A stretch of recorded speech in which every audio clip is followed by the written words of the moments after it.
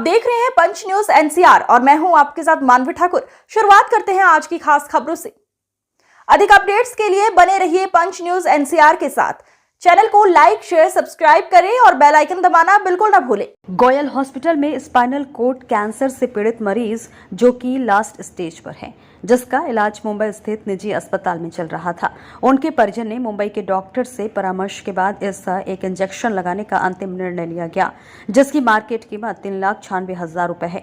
मरीज के परिजन काफी मशक्कत के बाद रुपए इकट्ठे करके जोधपुर स्थित गोयल हॉस्पिटल में ले गए। वहीं से इंजेक्शन का क्रय किया गया। इंजेक्शन लगाने के बाद मरीज की हालत काफी गंभीर हो गई और वे दर्द से कहराने लगी। तो वहीं चिंतित परिजन ने मुंबई के डॉक्टर से सलाह मशवरा करने पर पता चला कि जो इंजेक्शन लिखा गया था वह नहीं होकर अन्य इंजेक्शन लगा दिया गया, जिसके कारण मरीज की हालत खराब हुई है।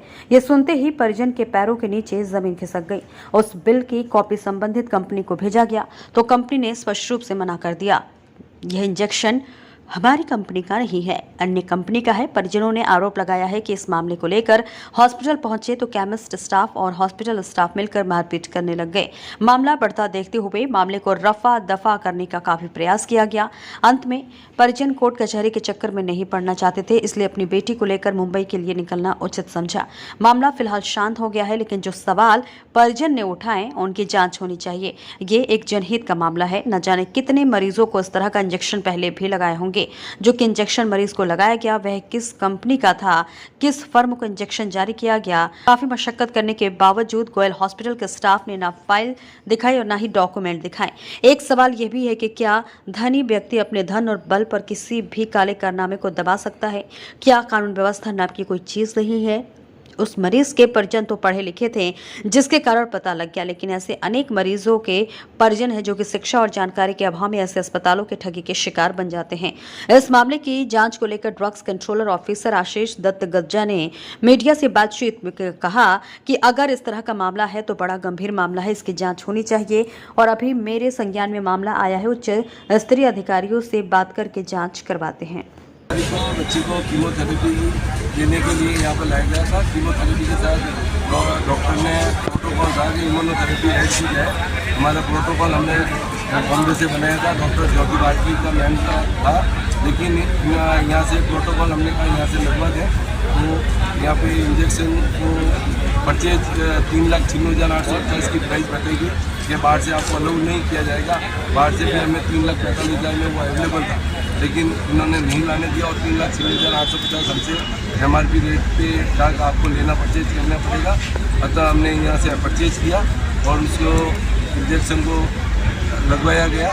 लेकिन बच्ची की कल रात को उसकी तबीयत बहुत ज़्यादा ख़राब होगी। तब मैंने को डाउट हुआ कि इसमें दवाई में कुछ न कुछ गड़बड़ हुई, अन्यथा बच्ची की वहाँ से हमने बॉम्बे डॉक्टर ज्योति भारती से कंसल्ट किया। उन्होंने कहा कि इम्यूनोथेरेपी से किसी प्रकार का कोई साइड इफेक्ट नहीं होता है और बच्ची को परेशानी ये नहीं होनी चाहिए, क्योंकि उसके हाथ पाँव और जो दर्द हो रहे थे कि ये परेशानी नहीं आनी चाहिए। जो ये आ रही है ये कुछ न कुछ आपके साथ गलत हुआ। इस पर मैंने सब करने के बाद मैंने बैच नंबर कार्टून का वो इंजेक्शन मेरे को दिया गया, उसका बैच नंबर मिला है और बिल का बैच नंबर है, दोनों में डिफरेंट था। उससे मेरे को यहाँ आया और यहाँ पे आने के बाद मुझे मेडिकल स्टोर वाले ने बोला कि आपको हमने हमारा स्टोरेज जो 1 महीने पहले हमने परचेज किया था वो इंजेक्शन लगाया। तो मैंने उनको बोला कि इंजेक्शन आपने क्यों लगवाया? हमारी जब हमने आपको करंट पैसा दिया और हमने आपको बोला कि हमारी कंपनी में ऑर्डर देके मंगाया जाए, लेकिन तो आपने इसकी आपने सही ढंग से इसको -5 डिग्री सेल्सियस फ्रिज में रखना पड़ता है। आपने इसकी सही ढंग से किया नहीं है तो एक्सपायरी हो चुका है, तो आपने ये हमें क्यों लगवाया हमारी इजाज़त बगैर? और कार्टून आपने करंट डेट में जो इंजेक्शन मंगाया वो क्यों गया? ये आपको क्यों हमारे साथ 420 उसका ये कोई जवाब नहीं दे पाए और उल्टा हमारे साथ माराकुटी की है। और अब ये गोयल हॉस्पिटल के मालिक ने सारी सर्च की है रिपोर्ट और उसमें इन्होंने एग्री किया कि हमारी ये गलती हुई है और बच्ची अभी बहुत सीरियस स्थिति में है और इन्होंने अपनी गलती एक्सेप्ट की और हमें कहा कि आपका जो अर्जाना लगा है 4.5 लाख रुपये हम आपको पे करने को तैयार। रतन चोपड़ा जोधपुर से ही है, सरस्वती नगर में रहवासी हूँ और बच्ची मेरी दिव्या चोपड़ा 22 साल की है, कैंसर पेशेंट। ओके। माननीय प्रधानमंत्री महोदय नरेंद्र जी मोदी का एक ही नारा स्वस्थ जीवन। राजस्थान सरकार के मुख्यमंत्री चिकित्सा मंत्री का एक ही नारा स्वस्थ जीवन, लेकिन हमारे जोधपुर शहर के अंदर 40 फुट की रोड के अंदर Goyal hospital and research centre private limited, जो कि एकदम पूरा अवैध बना हुआ है, 40 फुट के अंदर इन्होंने 30 फुट के अंदर अपने व्हीकल्स खड़े कर दिए। आम जनता परेशान हो रही है।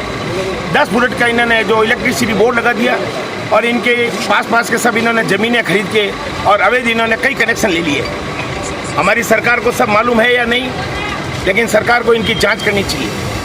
वर्तमान के अंदर गोयल हॉस्पिटल का मालिक आम जन को कोविड से लाखों करोड़ों रुपए से लूट रहा है। गोयल हॉस्पिटल के मालिक ने अभी आज ही के दिन एक ऐसी बिटिया का इलाज किया है जो हर आदमी के शरीर के अंदर धड़कन पैदा कर देता है।